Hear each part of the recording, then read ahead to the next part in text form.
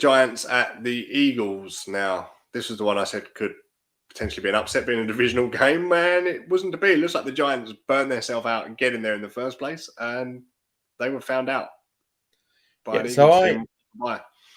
I made the decision to go to bed right before this game, and I don't sleep through the night. So I said to myself, I'll wake up at some point and I'll see what the score is, and then depending on what the score is, I'll decide if I'm going to turn it on.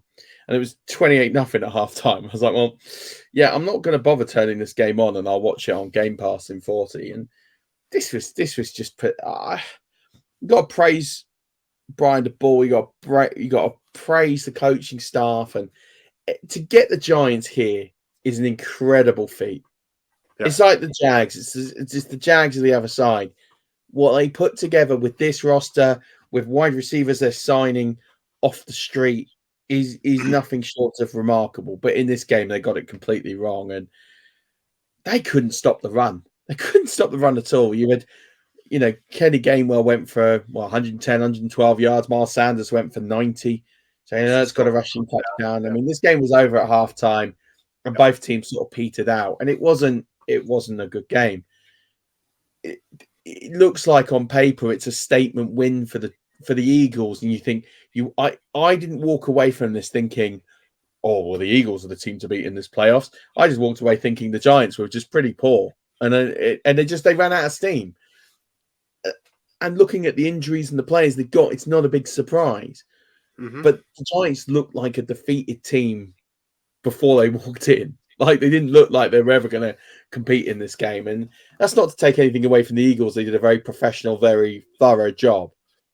Yeah. But I'm not walking away from this game thinking, oh, the Eagles are going to walk the Super Bowl, or they're going to walk next week against the 49ers. I didn't walk away with any real conviction that they were going to be the best team left in this competition. I just walked away thinking they did a good job, and it was very professional, and it got very easy. And the advantage they'll have is they didn't have to play as hard.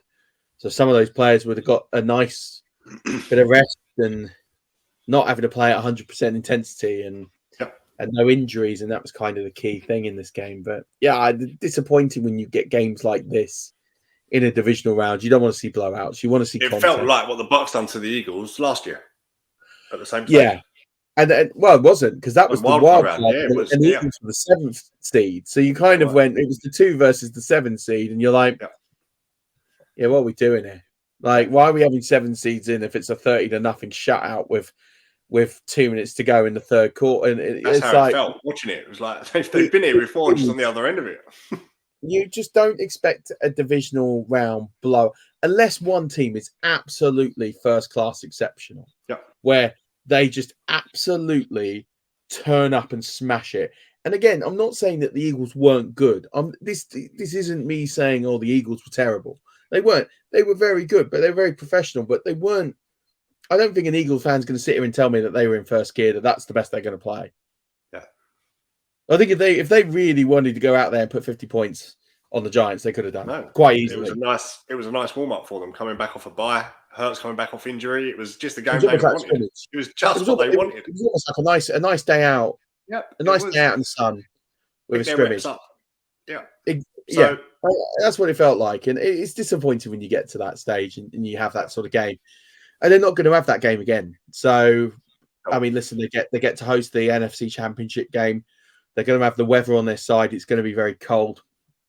But having said that, I don't have this feeling that they are the finished article.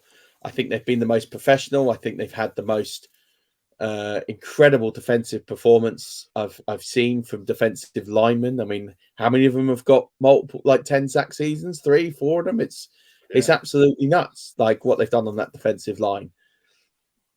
But I still think they'd be beaten. I still look at them and think, I don't think they're the best team in this.